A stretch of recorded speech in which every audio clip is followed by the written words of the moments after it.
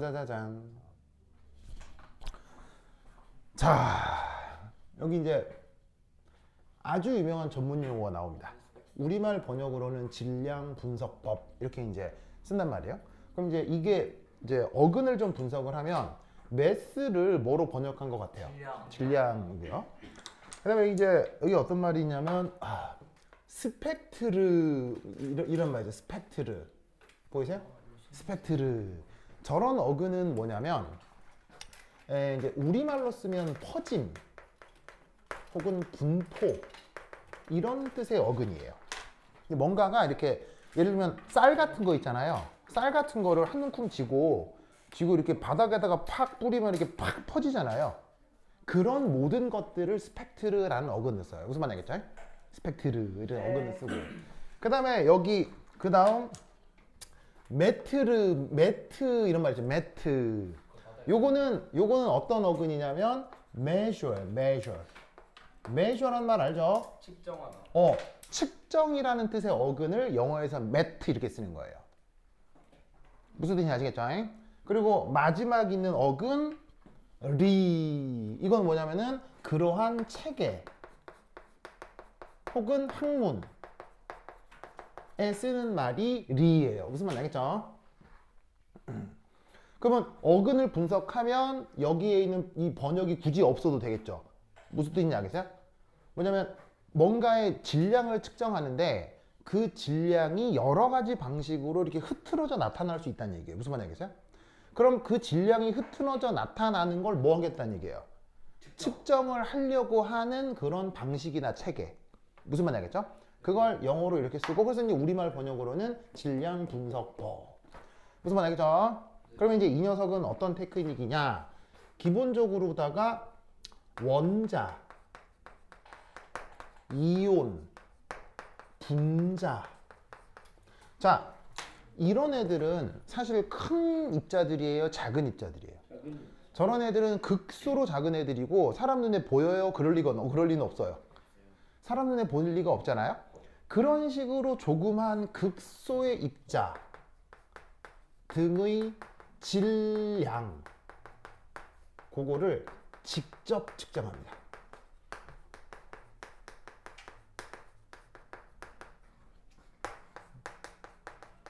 그래서 그런 것과 관련된 기술을 매스 스펙트로메트리라고 하는 거예요. 예를 들면은 뭐 우리의 체중을 재고 싶다. 그럼 어디 올라가면 돼요? 저울에 올라가면 되잖아요. 그러면 우리처럼 이게 몸에 사람 눈에 보일 정도로 큰 덩어리의 질량을 재는 건 뭐 사실 되게 힘들어요. 뭐 그냥 할만해요. 네. 물론 그것도 무지막지하게 커질수록 또 질량 측정하기 어렵겠죠. 예를 들면 지구 질량 측정 뭐 이런 거요. 그래서 사실은 지구를 올려놓을 수 있는 저울 그런 건 있어요, 없어요? 없죠. 그래서 지구 질량 같은 경우는 어떻게 측정해요? 이 지구라는 녀석의 물리적인 움직임으로 지구의 질량을 측정하죠. 무슨 말인지 알겠어요?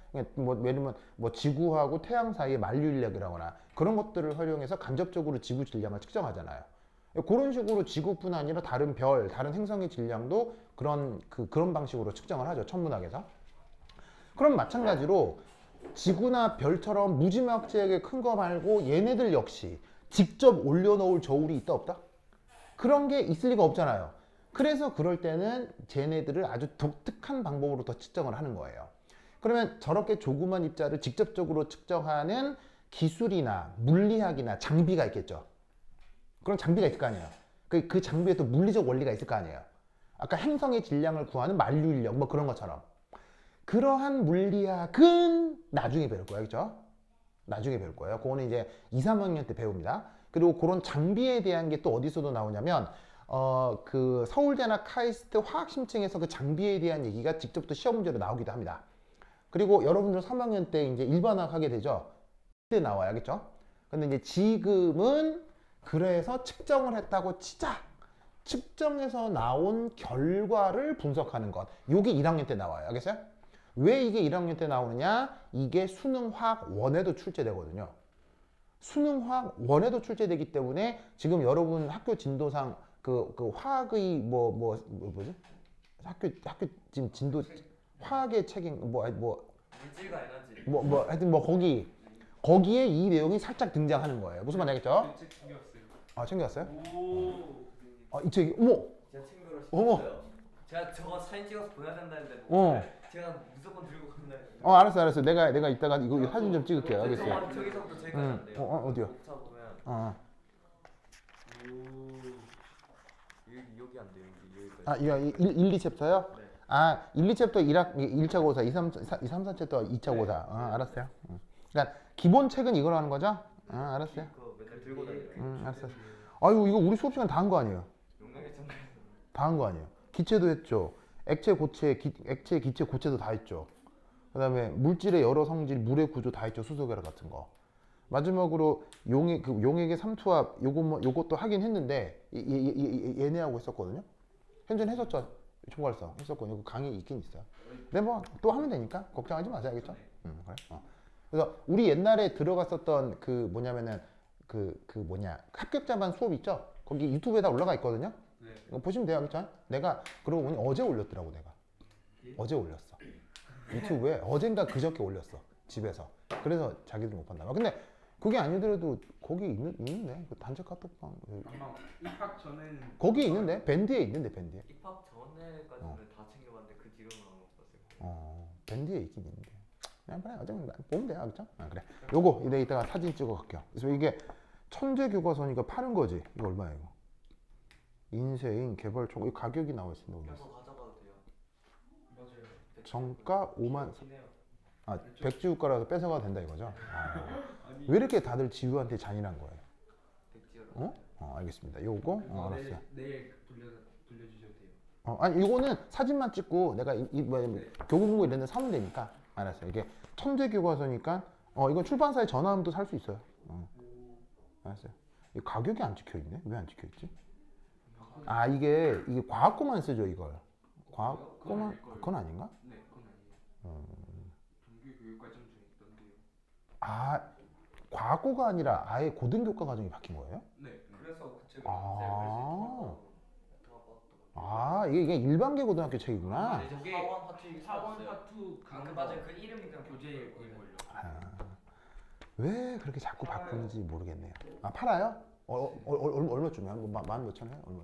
얼마쯤이에요? 가격도 나올 텐데. 알았어요. 내가 이따 사진 딱 찍어 가야지. 고마워 지우. 딱 사진 찍어 가면 돼. 오케이 됐어. 자 그래서 어떻게 하느냐? 요걸 실제 측정하는 기계적인 거나 물리학적 원리는 지금 안 배우고요. 요거에 대한 결과 분석을 좀 해볼 거예요. 알겠죠? 거기 이제 아마 여러분 학교 선생님들 요 얘기 했을 거예요. 쭉 듣다 보면 수업 시간에 했는데 하는 게 나올 거예요. 알겠어요? 자 그럼 여기서 나오는 거 매스는 그대로고 스펙트르도 그대로고 뒤에 보시면은 갑자기 표현이 이런 말이에요.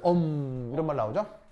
이게 뭐냐면 그 결과 측정 결과의 그래프를 이라는 어근어로 표현해요. 무슨 말인지 알겠죠?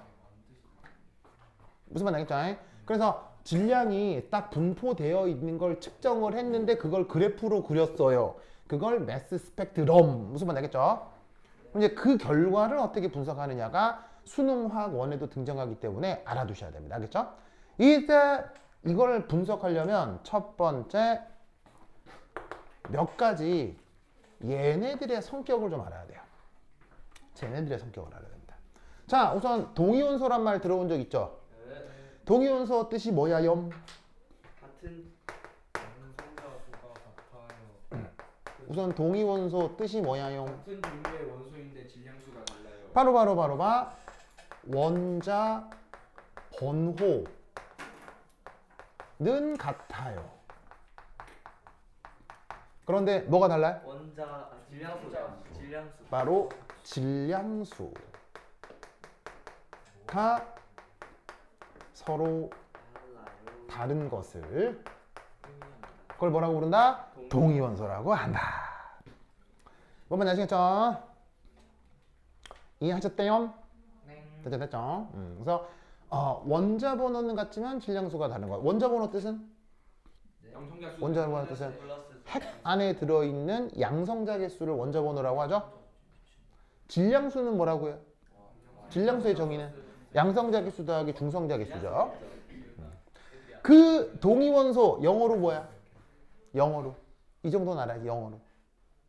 영어로 뭐냐? 영어로. 영어. 원소도 영어로 영어. 모르겠어요. 아, 뭐라고? 애톰. 그건 원자. 아톰이 똑같은데. 원소랑 원자랑. 동위원소 영어로 뭐예요? 아, 원자는 애톰이고요. 원소가 뭐였지? 원소는 엘러먼트예요. 아 맞다. 엘러먼트. 무슨 말인지 알겠어요? 원자, 원소 이건 뭐냐면 요거는 원자는 보통 명사고요. 원소는 집합 명사예요. 이게 보통 명사고 원소는 집합 명사예요. 그러니까 예를 들면 뭐 이거죠. 수소 원자 한 개. 그럼 수소 애톰이 되는 거고요. 그게 아니라 수소가 갖는 성격을 엘러먼트라고 하는 거예요. 무슨 말인지 알겠죠? 무슨 뜻인지 아시겠죠? 그러니까 예를 들면 이거예요. 예를 들면은 재윤은 수없이 많은 사람 중에 특별한 하나의 입자인 거죠. 재윤. 그런데 인류라는 말은 재윤 같은 사람을 모아놓은 걸 인류라고 하잖아요. 그러면 재윤에 해당하는 게 수소 원자고요. 그 다음에 인류에 해당하는 말이 수소 원소고요. 무슨 말인지 알겠죠? 네. 이해했어요? 그래서 그걸 영어로 atom, element 이렇게 쓰는 거예요. 알겠죠? 네. 그래서 영어 단위 이건 됐고 이제 요거 말고 지금은 동위원소. 동위원소 이거 뭐야? 동위원소. 제가 생각했을 때 왠지 엘러먼트로 끝날 것 같아요. 바로 아이소토프라고 합니다. 아니잖아. 이게 아니네. 또 전혀 다른 말을 쓰죠. 동위원소를 영어로 뭐라고 한다고? 아이소토프. 그래서 그 아이소토프들 중 몇몇 가지, 그 몇몇 가지를 사실 어떻게 하는 게 좋다? 암기. 외우는 게 편하지만 굳이 강추드리진 않아요. 왜냐면 이제 이쪽을 가지고 밥 벌어 먹고 사는 사람들은 지금 언급한 것들을 다 외우고 있거든요. 근데 여러분들이 이걸 가지고 전공할 건 아니기 때문에 나와 있는 내용을 이해 정도만 하시면 돼요. 그렇죠? 근데 이거 전공하는 사람들은 지금 말씀드린 이런 숫자들 있죠. 이런 거 숫자들. 전공하는 사람은 이거 다 외워요. 숫자들 다 외워요. 근데 이제 뭐 그것까지 할 필요는 없고 뭐 여하튼 중요한 건데 첫 번째 예로 들 비 우리말 이름은? 붕소. 무슨 원소예요? 붕소죠. 붕소. 그 붕소의 원자 번호 몇 번? 5번. 5번. 그런데 그 붕소가 어떤 동위원소가 있다? 10자리가 있고 11자리가 있다 이런 말이에요. 훨씬 많아. 뭐 뜻인지 아시겠죠? 알겠죠? 그러면 이때 이 각각의 원자량. 원자량이 어떻게 된다? 얘는 10.013. 얘는 11.009. 알겠죠? 그게 이렇게 측정과 계산이 되어서 알려져 있는 거예요. 우선. 알겠죠? 자, 이때 요거는 요 붕소의 뭐죠? 무슨 물리량이죠? 이 녀석이? 뭐죠? 원자량이잖아요. 근데 요건 뭐죠? 질량수. 요거는 질량수잖아요. 그러면 잘 보세요. 질량수의 정의가 뭐였죠? 양성자수. 양성자기수 더하기 중성자기수죠. 원자량 정의는 뭐죠? 원자량의 정의는 뭐예요? 배웠을 거 아니에요? 그 원자 1몰의 질량이 근데 그거 뭔 질량인데? 원자량 정의는 탄소 6의 12 를 기준으로 원자 한 개 질량을 12로 정합니다. 그랬을 때 다른 원자들의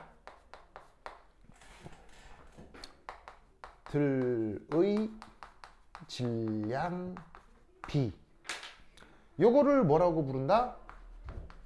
요거를 원자량이라고 합니다.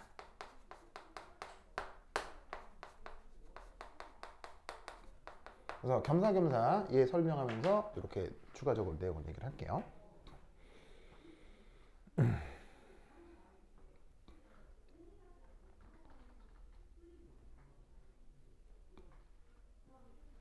여기 원자량입니다. 알겠죠? 네. 그래서 보시다시피 요 값이 이게 바로 원자량의 기준이에요. 알겠죠? 원자량의 기준. 그 원자량의 기준이 뭐라고요? 탄소 원자를 12로 정한 게 그게 바로 원자량의 기준이에요. 알겠죠?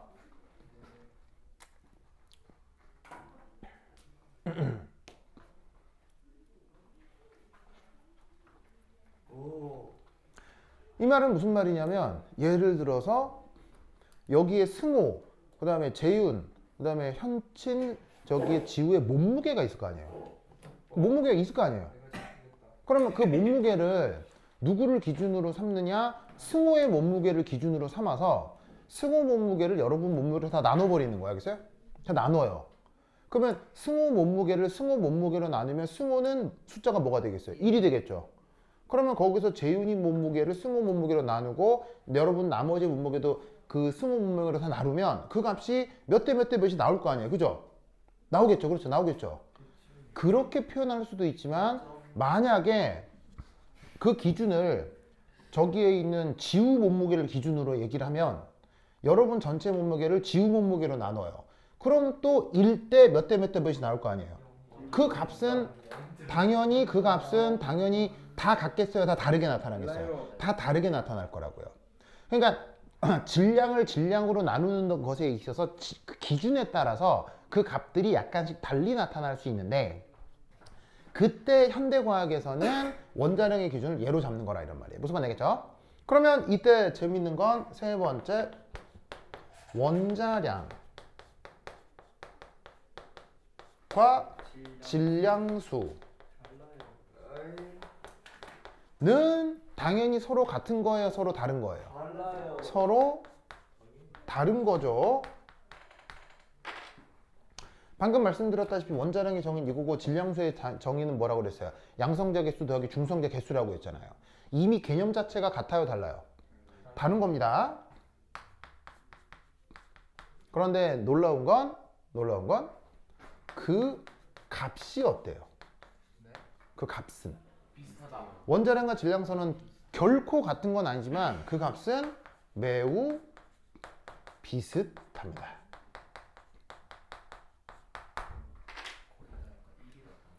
매우 비슷합니다. 그런지 확인해 볼까요? 붕소 질량수 지금 얼마예요? 10이죠? 원자량 얼마예요? 10.013. 자, 매우 차이나요? 아주 비슷해요? 아주 비슷하죠? 얘 질량수 얼마예요? 11. 원자량 얼마예요? 11.009. 아주 차이나요? 매우 비슷해요? 매우 비슷하죠? 왜 비슷할까요? 그 양성자랑 중성자 둘 다 질량이 거의 왜 비슷할까요?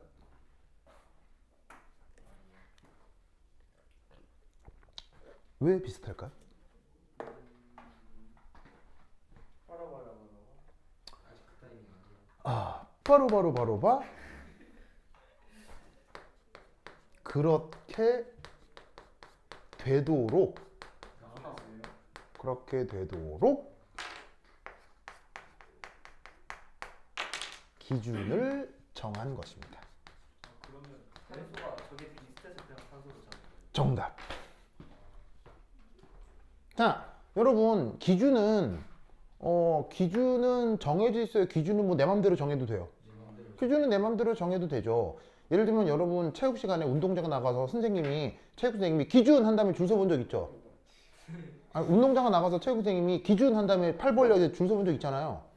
그때 기준은 정해져 있나요? 기준은 선생님 부르기 나름인가요? 선생님 부르기 나름이죠. 이 말은 무슨 말이냐면 탄소가 굳이 기준이 돼야 할 이유가 있다 없다? 없다는 얘기예요. 그리고 하필 이 녀석의 질량을 12로 정할 이유가 있다 없다? 없다는 얘기예요. 탄소가 아니라 그래서 1950년대에는 수소가 기준이었어요. 그리고 1980, 그 다음 70년대에는 산소가 기준이었어요. 계속 데이터가 바뀌어왔기 때문에. 왜냐하면 시간이 지나면서 사람들이 구해놓은 데이터가 조금 더 정교해졌겠죠. 그래서 데이터를 또 정교해지고 데이터를 계산하는 방식도 편해졌기 때문에 점점 기준을 바꿔가면서 더 비슷한 걸 찾은 거예요. 그래서 그때 전우주에 존재하는 원소 중에 얘로 정하고 얘를 하필 왜 12로 정했을까요? 가장 비슷해서. 왜 11 아닐까요? 왜 13 아닐까요? 왜 15 아닐까요? 왜 하필 12로 정했을까요?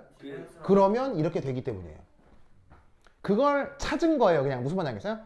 그거를 엑셀 같은 이런 스프레드시트에 데이터를 잔뜩 넣고 막 돌려가지고 제일 적당한 숫자를 찾은 거예요. 무슨 말인지 알겠죠? 무슨 물리적 이유가 있는 게 아니라고요. 알겠죠? 그래서 질량수하고 원자량은 당연히 어떻게 된다? 당연히 비슷해지는 거예요. 그렇게 조작된 거라서 그런 거예요. 무슨 말인지 알겠어요? 무슨 딱히 그런 게 아니고 그렇게 조작돼 있기 때문에 비슷해진 거예요. 알겠죠? 지금 또 기절하려고? 그렇죠, 그렇죠. 자, 이거 아시겠죠? 됐죠? 자, 그럼 이때 여기서 요 붕소의 원자량 존재비가 각각 이런데 이걸 이제 어떻게 할 거냐?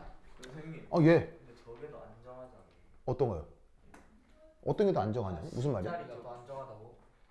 아, 그건 노발이 넣어줘요. 이 경우는 존재비가 어디가 더 많아요? 이쪽이 더 크네요? 이쪽이 더 크네요? 아마 이 녀석의 핵이 더 안정할 거예요. 표를 적으면 조금 더 안정한 게 더 많이 존재하는데 100% 그런 건 아니고요. 예를 들면 얘는 질량수가 더 크죠.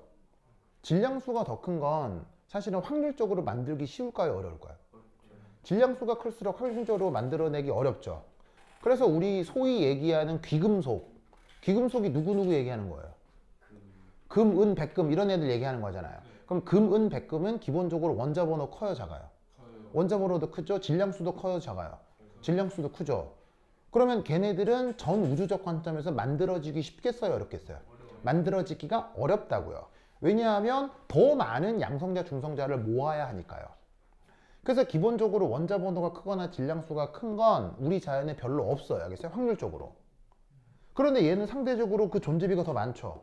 이 말은 얘가 얘보다 확률적으로 만들기 어려워도 그럼에도 이렇게 핵이 만들어지면 에너지적으로 더 안정한가 보죠. 그러니까 아예 존재비도 더 큰 거예요. 무슨 말씀인지 아시겠죠? 그런데 이게 얘만 이런 거고 경우에 따라 다 다르기 때문에 나와 있는 수치에 대해서 뭐 그렇게 당장은 심각하게 생각할 필요는 없어요. 알겠죠? 자, anyway 어쨌건 10번하고 11번의 존재비가 이렇다. 그럼 요거를 이제 뭐로 해볼 거냐? 그림으로 한번 그려볼 거예요. 보시죠. 자, 여기 줍니다. 여기 줍니다. 예, 줄게요. 으쌰. 지우자. 이때 이 녀석을 그래프로 어떻게 그리냐면 자, Y축을 보통 뭐로 잡느냐? 원자량. 존재비. 이런 식의 매스 스펙트럼 그램에서는 Y축이 존재비예요. 무슨 말인지 알겠죠? 존재비. 그런데 그 존재비를 뭐라고 생각해도 되냐면 확률이다라고 생각해도 되는 거예요. 이해하셨어요? 확률이기 때문에 이 두 개 더한 게 지금 뭐가 되고 있어요? 1. 확률이어서 두 개 더한 게 1이라는 거 알겠죠? 그래서 이런 식의 매스 스펙트럼 그램에서 Y축을 확률로 두고 X축을 요걸 원자량으로 보통 두는 거예요. 알겠죠? 됐습니까? 그럼 이때 여기서 붕소 같은 경우는 질량수가 10짜리 내하고 11짜리 두 가지가 있죠? 그래서 원자량이 10.013이지만 이런 걸 외우고 있을 수는 없기 때문에 근사적으로 원자량을 10 이렇게 얘기하면 되는 거고요. 11.009도 이걸 외울 수 없으니까 그냥 데이터 안 나와 있으면 11 이렇게 얘기해도 큰 무리는 없다 이런 말이죠. 그래서 그런 식으로 원자량을 X축에 둔 다음 Y축에다가 확률을 그리면 이때 여기서 그래프가 짜잔 이렇게 될 거다 이런 말이죠. 됐습니까? 그럼 이때 여기서 이 값이 지금 여기 나와 있는 0.199 그 다음에 요게 0.801 됐어요? 됐죠? 자, 이렇게 표기를 하면 된다고. 그런데 이때 이와 관련된 문제를 근사적으로 계산할 때는 이때 이런 표현을 씁니다. 0.195 대신 5분의 1 0.801 대신에 5분의 4 무슨 뜻인지 아시겠어요?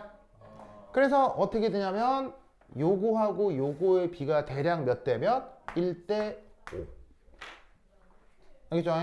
네? 1대 5 저 길이. 아니 1대 4 1대 4 알겠죠? 1대 4 이렇게 붕소가 나타납니다. 알겠죠?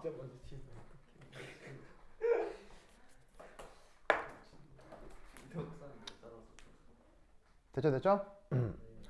자, 그럼 여러분 전 우주에 원소가 몇 가지가 있어요? 118가지. 전 우주에 원소가 대략 한 120여 가지 있다 이런 말이에요. 무슨 말 알겠어요? 원래 자연에 있는 놈도 있었을 거고 그 다음에 사람이 만든 애도 있었을 거고 대략 전 지구에 전 우주에 원소가 한 120여 가지가 있다고. 그런데 동일 원소마다 또 뭐가 따로따로 존재해요. 동일 원소마다 뭐가 또 따로따로 존재해요. 동위 원소도 따로따로 존재하죠. 그러면 각 원소마다 동위 원소가 또 각각 뭐 몇 개씩 붙어 있을 수 있잖아. 그러면 동위 원소까지 따로따로 다 구분을 하면 전 우주에는 총 몇 종의 원자 핵들이 존재할까? 전 우주에는 대략 몇 종류의 원자들이 존재할까? 600개. 대략 2천여 종이 존재해. 2천여 종. 무슨 말인지 알겠어요? 즉 원소 하나당 지금은 동위원소가 2개뿐이지만 어떤 애는 원소 하나당 원소 하나당 동위원소가 10개씩 있는 애도 있을 수 있거든요. 그러니까 그런 것까지 다 따로따로 카운팅하면 전 우주의 그 동위원소까지 다 포함하면 대략 2천여 가지가 있다고. 그러면 여러분 2,000개 정도면 2천여 개 정도면 이건 전수조사 가능해요? 전수조사 불가능해요? 불가능해요. 2천여 개 정도면 전수조사가 안 된다고요? 가능해요. 전수조사예요? 전수조사요. 전부 다 조사하는 거예요. 되는 거예요, 설마. 대학원생 비밀. 대학원생을 우리나라 인구 몇 명이죠? 5천만 명. 뭐 4, 5천만 명 되잖아요. 한 명당 그러면 4천만 명 정도 되는 인구도 전수조사 하나요? 네. 그런 기관이 어디예요? 한국 통계청이에요. 통계청. 호시스. 통계청에서 인구조사 하잖아요. 인구조사를 다 하니까 대한민국 인구가 5천만 명인 걸 알죠. 무슨 말인지 알겠어요? 그럼 5천만 명 되는 것도 사람이 하나하나 카운팅을 하는데 꼴랑 2,000개 입자에 대해서 인간이 전수조사를 못 한다고요? 아 진짜. 자, 2,000개 원소에 대해서 전수조사 한다 못 한다? 한다. 다 한다고요. 와, 한다. 무슨 말인지 알겠어요? 그래서 놀라운 사실은 뭐냐면 전 우주에 존재하는 것들을 전수조사해서 전 우주를 다 뒤졌을 때 두 가지 동위원소가 1대4로 나타나는 건 전 우주에 유일하게 얘뿐이에요. 나머지는 네. 다른 건 없어요. 딴 거 다른 건 없어요. 오직 1대4로 나타나는 건 쟤밖에 없어요. 다른 데는 대략 어느 정도예요? 무슨 말인지 알겠어요? 그러니까 이 말은 무슨 말이냐면 이 말은 무슨 말이냐면 요 데이터를 모른다고 하고 무슨 말인지 알겠어요? 그다음 요 숫자도 모른다고 했을 때 그냥 그래프에 1대4 찍히면 그냥 걔는 무조건 누구라고요? 붕소인 거예요. 아니 저 궁금한 거 있어요. 네, 네. 그 좀 나중 번호들 쪽에는 인공적으로 만들었잖아요. 낮은 뭘? 그 뒤에 번호 좀 어. 인공적으로 만든 거. 예. 그러면은 그 존재 비율을 그런 애들은 존재비가 하나밖에 없을 테니까 뭐 하나가 100% 나오겠죠. 무슨 말인지 알겠어요? 걔네 빨리 붕괴하지 않아요? 붕괴되면 붕괴된 거 뭐 또 측정을 하겠죠. 붕괴 안 되고 측정할 수 있는 여유만 있는 거면 다 측정을 하는 거예요. 그래서 어떻게 된다? 전 우주를 뒤진 거예요. 전 우주를 뒤졌을 1대4 나오는 건 오직 누구밖에 없다고? 붕소. 이거밖에 없어요. 무슨 말인지 알겠죠? 그래서 이쪽으로 밥 벌어먹고 사람들은 이거 데이터를 어떻게 한다고요? 데이터를 외우는 거예요. 그래서 그 사람들은 요것도 없고 요것도 없잖아요. 이게 없어도 돼요. 이것만 딱 보고 붕소 바로 이렇게 알아요. 그냥. 무슨 말인지 알겠죠?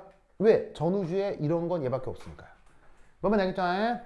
요런 게 첫 번째 붕소고요. 됐습니까? 됐죠? 자, 그 다음 두 번째. 자, 여기 지운다. 네. 지운다. 지우자. 쓱쓱쓱쓱. 그 다음 두 번째 또 억수로 많이 나오는 얘. 염쇼 이키마스. 염쇼. 자, 염쇼는 원자번호 몇 번? 17. 바로 17. 왜요? 하나 빼먹었다. 타이거 아직 안 썼는데. 아니 그건 안 줘도 돼요. 그러니까 아니, 써도 돼. 이거 중간에 뭐 하나 쓰게. 중간에 뭐 하나 쓰게. 빼먹었어. 그렇다면 여기서 요 붕쇼의 표준 편차. 산수 기하 평균. 평균 원자량.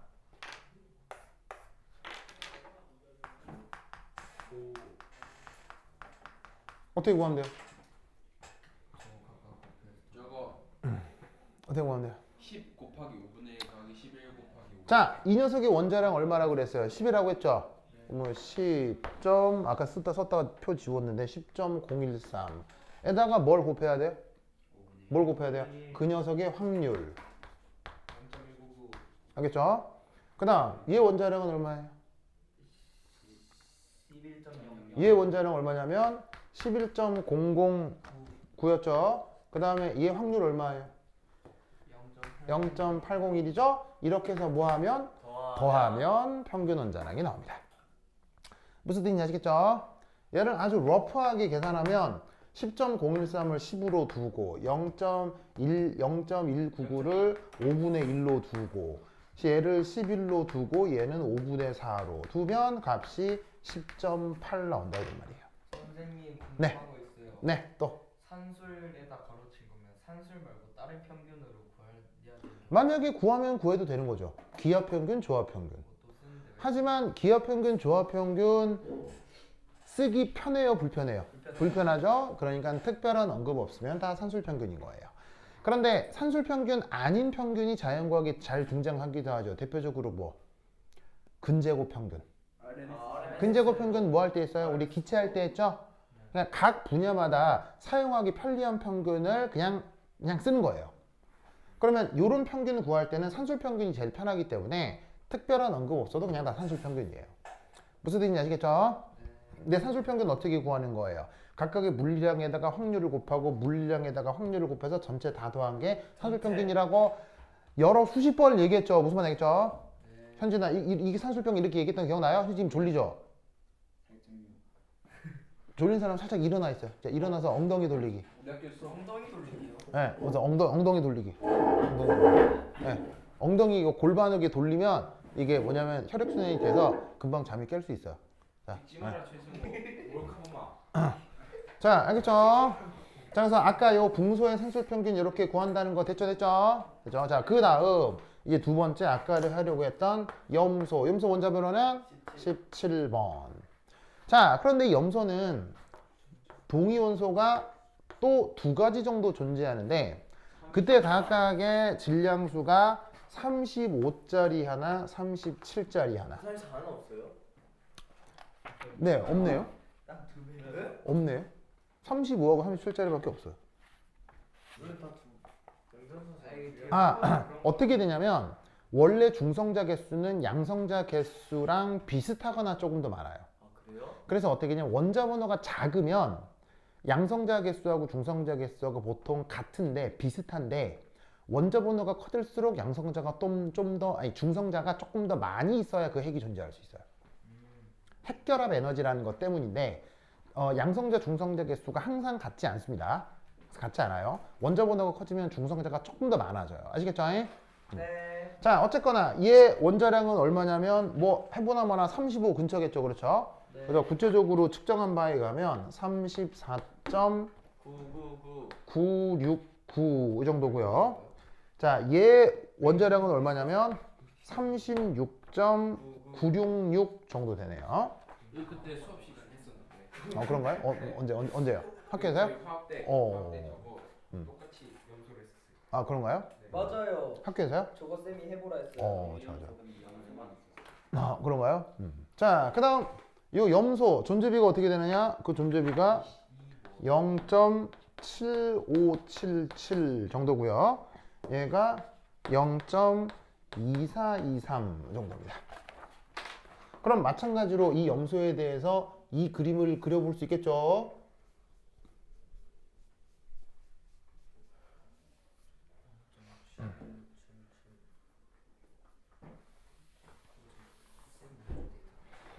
자, 그러면 염소가 35짜리가 있고 37짜리가 있는데 35짜리가 대략 0.7577.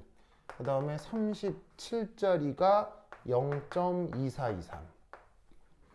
됐죠? 네. 됐죠? 그럼 이때 여기에서 이 염소의 산술평균 원자량. 자, 어떻게 구하시면 되겠어요? 염소의 산술평균 원자량. 바로 봐. 각 34.969 곱하기 뭐 곱하면 되겠어요? 0.7577. 34.969에 0.7577 곱하고 그 다음에 이 녀석의 원자량은 36.966이잖아요. 여기다가 뭘 곱하고 0.2423 알겠죠? 한 다음에 두 개를 어떻게 더하라 이런 말이죠. 그런데 이 녀석을 근사적으로 표현할 때 34.969를 대강 뭐라고 써도 되겠어요? 34.969를 대강 35라고 두면 되겠죠? 그러면 0.7577을 대략 근사적으로 표현하면 뭐겠어요? 대략 4분의 3이겠죠? 더하기 36.969는 대략 뭐가 되겠어요? 37이 되겠죠? 0.2423은 대략 뭐라고 쓰면 되겠어요? 4분의 1 해서 나온 그 유명한 값 35.5 알겠죠? 그래서 이때 35와 37의 존재비가 4분의 3, 4분의 1 그래서 이 존재비가 3대 1인 것은 전 우주를 뒤졌을 때 누구밖에 없다? 얘밖에 없다. 염소밖에 없어요. 알겠죠? 서로 다른 두 원소가 서로 다른 두 동위 원소가 자 동위 원소가 항상 두 가지만 있어요? 세 개, 네 가지 있을 수도 있어요. 세네 가지 있을 수 있는데 동일 원소의 동일 원소가 딸랑 두 가지인데 그게 3대 1로 존재하는 건 전 우주를 뒤져서 누구뿐이라고요? 염소뿐이다. 알겠죠? 알겠죠? 자, 쓰십시오.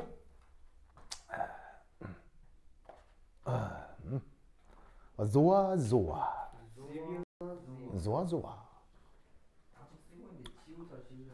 네가 쓰는 거 때문에 지우려고.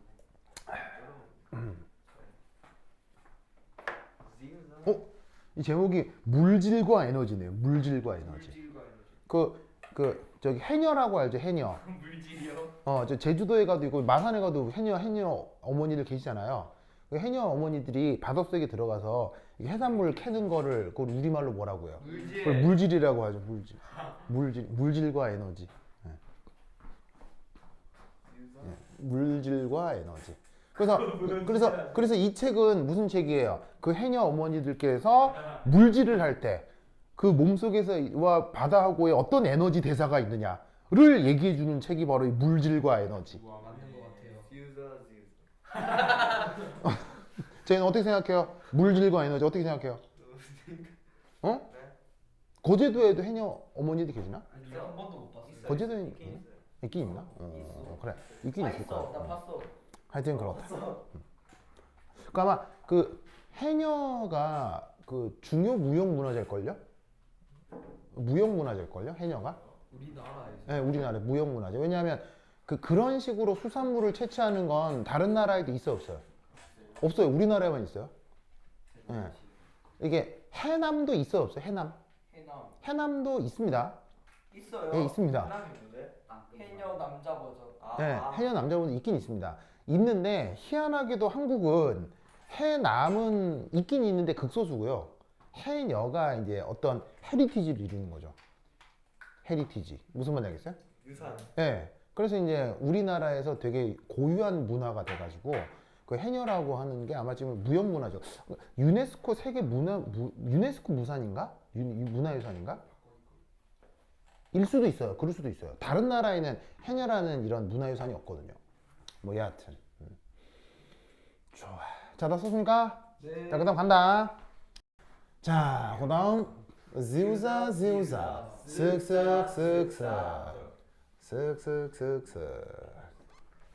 다음은 산소입니다. 자, 다음은 책 봤어. 찍었는데요. 세 번째 브로마인. 브로마인 원자 번호는 34. 35번입니다. 뭐야? 그러니 브로마인은 원소가 몇 가지가 어떤 동위원소가 있냐면 브로마인 79짜리가 하나 있고요.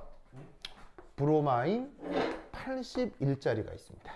왜 80은 없을까요? 모르죠. 뭐 얘네한테 물어봐야죠. 뭐 제가 빨리 물어볼게요. 그 핵결합 에너지와 확률 간의 관계겠죠. 되게 부러워요. 자, 그러면 각각의 원자량은 측정과 계산한 바에 의하면 얘는 78.918, 얘는 80.916, 존재비는 0.5069, 0.4931. 4931. 좋아. 지운다고. 아, 좋아. 이상하게 썼잖아. 때문에. 이거 잊어버렸죠. 자, 그럼 이때 얘도 여기서 이제 그림으로 그리면 브로마인 같은 경우는 몇 가지 동위원소가 있다고요? 두 가지. 그래서 79짜리하고 81짜리하고. 그래서 이때 존재비가 하나는 0.5069, 하나는 0.4931. 왜? 됐죠? 됐습니까? 네. 그러면 이때 여기에서 이 브로마인의 산술 평균을 구해보자. 브로마인의 산술 평균 원자량을 구해보자.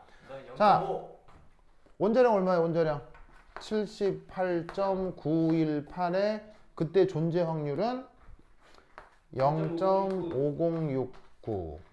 81 같은 경우는 원자량이 80.916인데 그때 확률이 0.4931.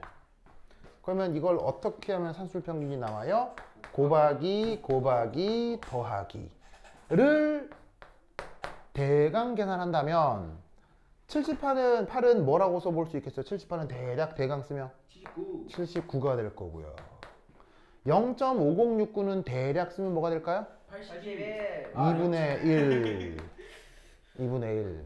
80.916은 대강 81. 0.4931도 대강 2분의 1.